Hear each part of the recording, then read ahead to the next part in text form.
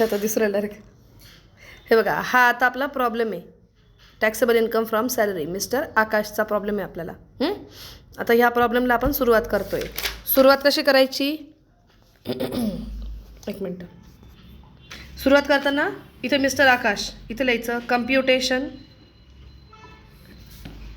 Of taxable income from salary. Assessment year previous year. Previous year आहे तुमचं 24-25 आणि assessment year आहे तुमचं 25-26. आता तुमचा इथे प्रॉब्लेम आहे. प्रॉब्लेम उघडा. ज्या टॅक्सेबल गोष्टी आहेत त्या आपण लिहायच्या सेकंड कॉलममध्ये, ज्याच्यावर ॲडजस्टमेंट करायची तो इनर कॉलममध्ये. आता ज्या कॉमन ॲडजस्टमेंट्स आहेत ज्याच्यामध्ये अमेंडमेंट झालेलं नाही आहे त्या ॲडजस्टमेंट फक्त आपण इथे घेतो आहे. सगळ्यात पहिले काय आहे? Basic salary. बेसिक सॅलरी ही काय असते? फुल्ली टॅक्सेबल असते. मग इथे लिहायचं बेसिक सॅलरी. किती ग बेसिक सॅलरी आपली? फक्त 50,000 per month. 50,000 into per month म्हणजे किती? 12 महिने. 50 इंटू 12 किती आले?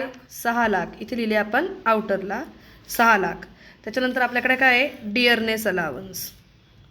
मग इथे लिहायचं आपल्याला डिअरनेस अलावन्स. डिअरनेस अलावन्स हा काय असतो? फुल्ली टॅक्सेबल असतो. मग डिअरनेस अलावन्स किती तुमचा बघा? 15,000 पर मंथ. मग 15,000 गुणिले 12. 15,000 गुणिले 12 किती आले? 1,80,000. त्याच्यानंतर आपल्याकडे काय आहे? कमिशन. कमिशन मिळालं आहे हे पर्सेंटेज टर्नओव्हरवर नाही ना, म्हणजे हे कमिशन कसं आलं आहे? फिक्स कमिशन आहे. पर्सेंटेजवालं नाही ना, म्हणजे हे काय आहे? फिक्स कमिशन आहे. फिक्स कमिशन काय असतं? फुल्ली टॅक्सेबल असतं. किती आहे? 8 आहे. 12-8 96. 8,000 पर मंथ मिळालं आहे. 12-8 96. मग 96,000 गेले आउटरला. मग तुम्हाला मिळाला आहे बोनस. रेकॉर्डिंग चालू आहे. बोनस किती मिळाला तुम्हाला? 50,000 स्ट्रेट फॉरवर्ड डायरेक्टली आउटरला टॅक्सेबल. तुम्हाला इथे पर ॲनम दिलेलं असतं असं PA पर ॲनम म्हणजे पूर्ण वर्षाचा. त्याच्यानंतर दिलेला आहे तुम्हाला मील अलावन्स. हा एक नवीन अलावन्स आहे बरं का. Meal allowance. काय याचं नाव? Meal allowance. ठीक आहे. तर इथे बघा किती डबे मिळाले रे याला? 350. बघा महिंद्रा अँड महिंद्रा कंपनी किंवा या मोठ्या ज्या कंपन्या असतात या कंपन्यांमध्ये ना एम्प्लॉईजला कमी पैशांमध्ये जेवण मिळतं. अगदी म्हणजे माझा भाऊ जिथे तेव्हा जॉबला होता ना त्यांना 10 पैशामध्ये चहा मिळायचा. 10 पैशात 2 रुपयाचं कुपन दिलं का पूर्ण जेवण मिळायचं. येते लक्षात? मग यांची किंमत एवढी कमी का असायची? कारण तुम्ही विचार करा त्याची बेसिक सॅलरी तर वाढत नाही पण त्याला मील अलावन्स मिळतोय है ना, म्हणजे त्याची सॅलरी थोडी का हो ना वाढतीये. बरोबर. आता ह्याची सॅलरी जेव्हा ते वाढवत आहेत मील अलावन्सच्या नावाने तर तोच जर का डब्बा महाग दिला म्हटल्यावर त्याला त्याच्यावर काय लागेल? टॅक्स लागेल की नाही? जेवढं खातोय त्याच्यावर त्याला काय लागतोय? टॅक्स लागतोय. नाराज होईल का नाही बिचारा? म्हणून गव्हर्नमेंटने आपल्याला एक्झम्पशन दिलं आहे मील अलावन्ससाठी. प्रति डब्बा पर मील. काय म्हटलं मी? पर मील. मील म्हणजे डब्बा. प्रति मील किती? 50 रुपये आपल्याला एक्झम्प्ट राहतात. किती रुपये? 50 रुपये एक डब्बा. जास्तीत जास्त इयरली किती डब्बे? फक्त 300 डब्बे. किती डब्बे? 300 डब्बे. म्हणजे काही कंपनी सुट्टी देते, काही गव्हर्नमेंट सुट्ट्या असतात. सगळ्या सुट्ट्या धरून सगळ्या वजा करून किती उरले? 300 डब्बे फक्त त्याला एक्झम्पशन मिळणार. 300 डब्यांसाठी किती एक्झम्पशन? 50 रुपये. कळलं का? याला मील अलावन्स मिळाला किती? 350 दिवसांचा असं तो म्हणतोय. गुणिले पर डब्बा किती खर्च होता तुमचा?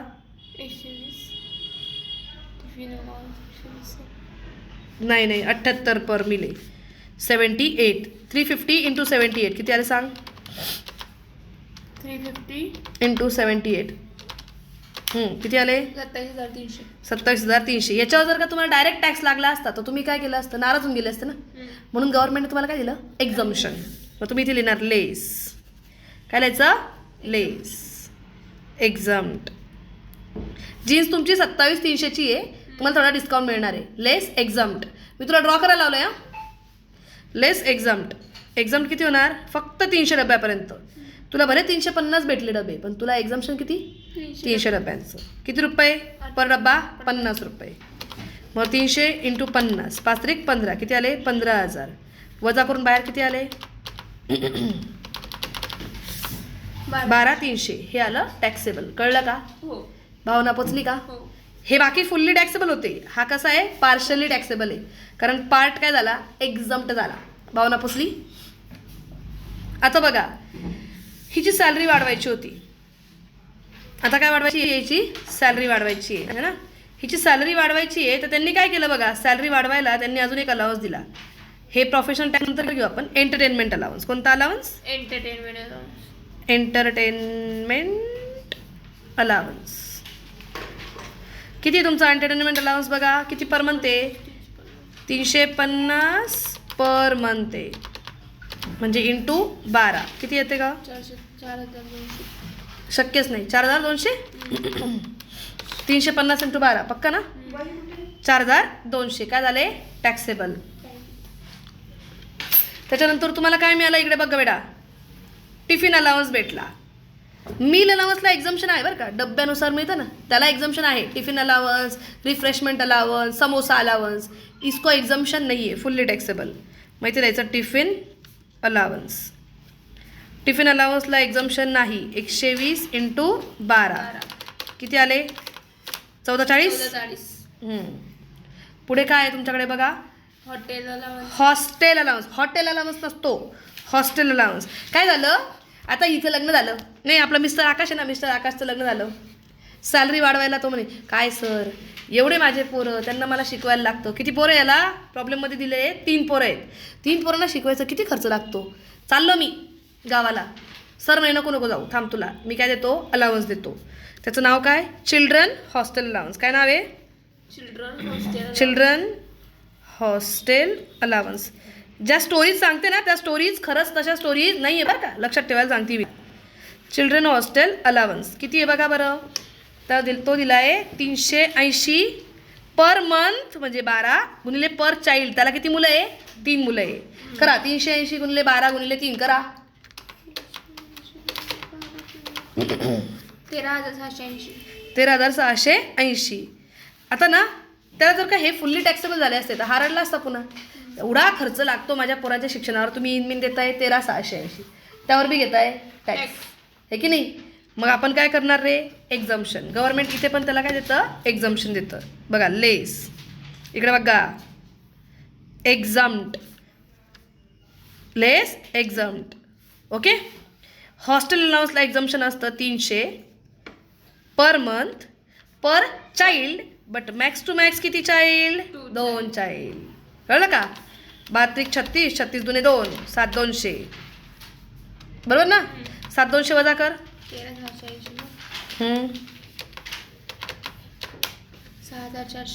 6,480 इतकी अमाऊंट आली आपली टॅक्सेबल.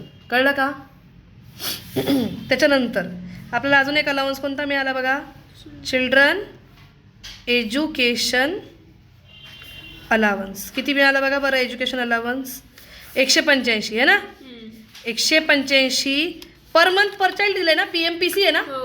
PMPC म्हणजे पर month per child. Per month म्हणजे 12, पर चाइल्ड म्हणजे 3. करा बरं 185 गुणिले 12 गुणिले 3. 6,660. लेस एक्झम्प्ट. इथे पण आपल्याला एक्झम्पशन मिळणार. कळलं का? किती रुपये मिळणार? हे फिक्स आहे बरं का किती एक्झम्पशन मिळेल. 100 रुपये पर मंथ पर चाइल्ड. पण स्कॉलरशिप मॅक्झिमम किती मुलांची असती? 2. सेम हे एक्झम्पशन पण किती मुलांचं? मॅक्झिमम 2. मग किती आले? 2,400. वजा करा बरं. 0 6 2 4 4,260. कळलं का? नंतर तुम्हाला मोबाईल फॅसिलिटी मिळाली. कसली मिळाली? Mobile facility. कसली? Mobile facility. मोबाईल फॅसिलिटी ही नेहमी फुल्ली टॅक्सेबल असते. चला आता एक अलाउन्स आहे बघा कोणता? मोबाईल अलाउन्स नाही, mobile facility. Mobile facility. Mobile facility बघा बरं किती आपल्याला मिळालेली? 2,000 रुपये. मोबाईल फॅसिलिटी ही फुल्ली टॅक्सेबल असते. परंतु जेव्हा तुम्हाला लॅपटॉप मिळतो, लॅपटॉप कम्प्युटर मिळतो, लॅपटॉप कम्प्युटर फॅसिलिटी मिळते, ती कशी असते? फुल्ली एक्झाम्प्ट. कशी असते? एक्झाम्प्ट. म्हणजे इथं काय येईल? निल. इन्कम नाहीच आहे. मग अजून एक गोष्ट आहे बघा. तुम्हाला माहिती आहे ना, बऱ्याचशा कंपन्या आहे ना दिवाळीला बोनस म्हणून मिठाईचा बॉक्स देतात. क्रॉम्प्टनवाले असतील तर ते इलेक्ट्रॉनिक आयटम्स देतात. म्हणजे याचा अर्थ काय रे, ते गिफ्ट म्हणून काय देतात, वस्तू देतात, है की नाही. मग ह्याला काय म्हणणार मी, गिफ्ट इन काइंड. बघा ना, गिफ्ट दिलं आहे त्याला काय, वॉच. म्हणजे हे काय आहे, गिफ्ट इन काइंड आहे की नाही. किती रुपयाचं वॉच आहे बघा, 8,000 रुपयाचं वॉच आहे. पण त्याला कंपल्सरी कितीपर्यंत एक्झाम्शन आहे, मॅक्स टू मॅक्स 5,000पर्यंत. म्हणजे 3,000 झाले टॅक्सेबल. इथे लिहायचं लेस एक्झाम्ड 5,000. मग इथे काढ, सगळं संपलं आहे. अजून एक गोष्ट राहिली. हे बघा इथे नाव, profession tax paid by employer. तुमच्या एम्प्लॉयरने तुमच्यासाठी प्रोफेशन टॅक्स पे केला म्हणजे तो काय होईल, तुम्हाला टॅक्सेबल होईल. मग तुम्ही काय म्हणणार इथे, profession tax paid by, profession tax paid by employer. एम्प्लॉयरने प्रोफेशन टॅक्स किती पे केला आहे, चालू आहे. एम्प्लॉयरने प्रोफेशन टॅक्स किती पे केलेला आहे बघा, 2,000 रुपये फुल्ली टॅक्सेबल. आता आपल्याला काय काढायची आहे, ग्रॉस सॅलरी. करा बरं टोटल सगळ्यांची. 6,80,680. बरोबर. चला, ग्रॉस सॅलरी आली 9,61,680. ह्याची काय करायची, ही काय आपली ग्रॉस सॅलरी आहे. यातनं आपण काय काय लेस करतो, लेस डिडक्शन अंडर सेक्शन 16. ह्याच्यामधला पहिला काय आहे, standard deduction. 16I. Standard deduction 16(1). किती असतं कंपल्सरी, 50,000. सेकंड, ठीक आहे जाऊ दे, काय नव्हतं. Entertainment allowance. आता हा एंटरटेनमेंट अलावन्स जो असतो ना, हा फक्त कोणाला मिळतो, एक्झम्पशन फक्त गव्हर्नमेंट एम्प्लॉईला. आपला हा गव्हर्नमेंट एम्प्लॉई आहे का, नाही, म्हटलं त्याला एक्झम्पशन मिळणार नाही. आणि 3 नंबर काय आहे आपल्याकडे, प्रोफेशन टॅक्स. बघा बरं प्रोफेशन टॅक्स किती पे केला आहे आत्तापर्यंत प्रॉब्लेममध्ये. Profession tax paid max allowed up to ₹2,500. Profession tax किती आहे बघा बरं तुमचा, 2,000 तुमच्या एम्प्लॉयरने पे केला आहे. 2,000 कोणी पे केला आहे, तुमच्या एम्प्लॉयरने. आणि प्लस 1,500 रुपये आपण स्वतः केला आहे. 1,500 आणि 2,000 3,500. पण आपल्याला एक्झम्पशन कितीचं भेटतं, फक्त 2,500चंच. मॅक्सिमम किती डिडक्शन आहे, 2,500चं आहे. किती डिडक्शन आहे, 2,500. 50 आणि 2 52. 52,500चं तुम्हाला डिडक्शन भेटणार. मग टॅक्सेबल इन्कम फ्रॉम सॅलरी किती आली आपली, 9,09,180. यातनं हे मायनस केले, आलं हे आपलं टॅक्सेबल इन्कम फ्रॉम सॅलरी. भावना पोचली, व्हेरी गुड.